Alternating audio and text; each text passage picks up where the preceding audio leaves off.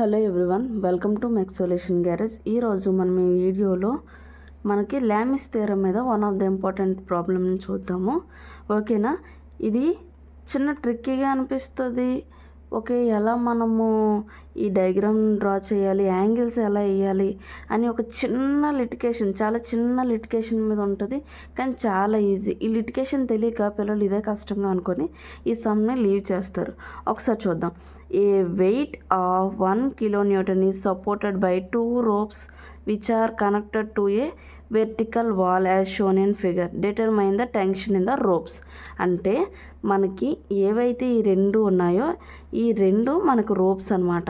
ఈ రోప్స్తో కనెక్ట్ అవుతూ ఏదైతే పాయింట్ సి ఉందో ఇక్కడ మనకి వెయిట్ అనేది ఉందన్నమాట. W = 1 kilonewton వెయిట్ అనేది ఇక్కడ ఉంది.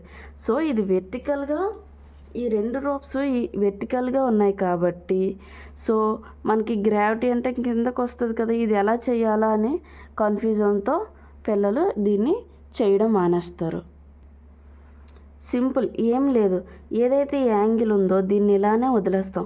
కానీ ఇది చూసారా, ఈ యాంగిల్ డైరెక్షన్ అనేది ఇలా ఉందో చూసారా, దీన్ని మనం రివర్స్ చేసి దీన్ని ఇలా ఎక్స్టెండ్ చేస్తాం అనమాట. ఎక్స్టెండ్ చేసి ఇక్కడ యాంగిల్ ఎంత వచ్చిందండి, 60 కదా. సో ఇక్కడ ఎంత వస్తుంది, 90 degrees. ఇప్పుడు చూడండి, ఇది మనం ఒక ట్రయాంగిల్లా కన్సిడర్ చేస్తే ఇందులో వాల్యూ అనేది 180 రావాలి. 90 + 60 అంటే 150 కాబట్టి ఇక్కడ యాంగిల్ ఎంత అవుతుందండి, 30 degrees. ఇక్కడ 30 degrees అయితే ఆటోమేటిక్గా ఇక్కడ కూడా మనకి యాంగిల్ ఎంత అవుతుంది, 30 degrees అవుతుంది. సో ఇది మనం బేస్ చేసుకొని మనం సమ్ అనేది సాల్వ్ చేద్దాం. ఇప్పుడు ఈ డయాగ్రామ్ని రీరైట్ చేద్దాం. ఓకేనా, ఇటు సైడ్ ఉన్న యాంగిల్ని ఇటు సైడ్ మార్చాం కదా, దీన్ని ఎక్స్టెండ్ చేసాం కదా. సో ఇది ఇలా వేసుకొని ఇది హారిజాంటల్ లైన్ అనుకుంటే ఈ యాంగిల్ని సేమ్ అదే డైరెక్షన్లో ఉంచుతాం. ఓకే, ఈ డైరెక్షన్ ఇలాగే ఉంటుంది. ఈ T1 మాత్రమే ఎక్స్టెండ్ చేసి ఇటు సైడ్ ఉన్న డైరెక్షన్ అటు సైడ్ చేంజ్ చేసాం, అంతే, ఇంకేమీ లేదు. సేమ్ ఈ వెయిట్ W కూడా అలానే ఉంచుతాం, 1 kilonewton. ఓకే, ఇది 30 degrees మనకు తెలుసు కదండి, ఇది 90 degrees పర్పెండిక్యులర్ కదా. సో ఇది కూడా 90 degrees ఎక్యూట్ యాంగిల్. ఓకేనా, నెక్స్ట్ మనకి ఇంకా ఏమి ఇచ్చాడండి, ఇక్కడ మనకి 30 degrees అని ఇచ్చాడు, ఇది 90 degrees అని తెలుసు. సో మనకు ఆటోమేటిక్గా ఇక్కడ యాంగిల్ ఎంత అవుతుందండి, ఇది 60 degrees. ఇక్కడ కూడా 60 degrees వేసాం. ఏదైతే ఇక్కడ హారిజాంటల్ లైన్కి ఇక్కడ ఏదైతే ఉందో ఈ యాంగిల్ ఎలా మనకు 180 కదా. ఈ 180 అంటే ఇది 60 + 30 90 degrees అవుతుంది కాబట్టి 180లో 90 తీసిస్తే ఎంత అవుతుందండి, మిగతాది 90 degrees కదా. సో ఏదైతే ఇది ఉందో ఇది మనకి రైట్ యాంగిల్లో అనుకుని ఇక్కడ 90 degrees అనమాట. అంతే, మనం యాంగిల్స్ అన్నీ తీసుకొస్తాం, అంతే. మన సమ్ మ్యాక్సిమం కంప్లీట్ అయిపోయింది. మనం క్యాలిక్యులేషన్స్ మాత్రమే చేసుకోవాలి. సో సేమ్ మళ్ళీ లామిస్ థియరం అప్లై చేస్తాం.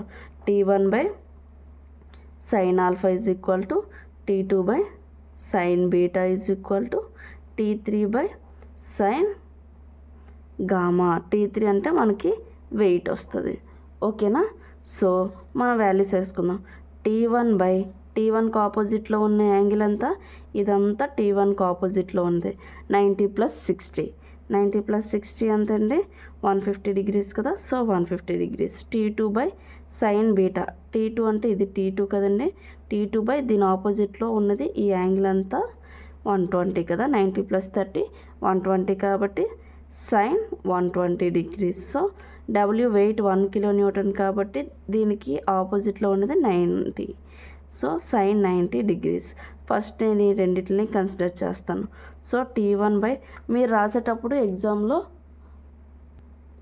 ఎగ్జామ్లో రాసుకోవాలి.